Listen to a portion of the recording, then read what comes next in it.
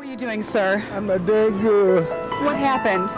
The house just split in half. Your house split in half?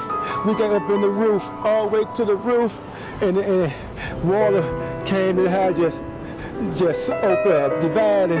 Who was at your house with you? My wife. Where is she now? Can't find her body. She gone. You can't find your wife?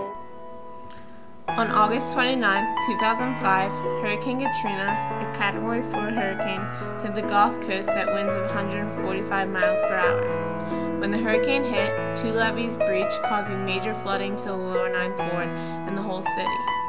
80% of the city was covered with water, and in some areas the water was 20 feet high. The water level stayed at 6 to 8 feet for around 2 weeks. I have been on 3 mission trips to New Orleans over the past 3 summers. The first year I went down was a year after the storm had hit. The town was literally a ghost town. None of the stores were open, and it looked like a nuclear bomb had gone off. We had the opportunity to gut a house that had not been touched since the hurricane. We kicked down walls, hit the ceiling down, and literally cleared the whole house out. It was full of mold, mildew, and cockroaches. Since the first year I went down, I have seen minor improvements.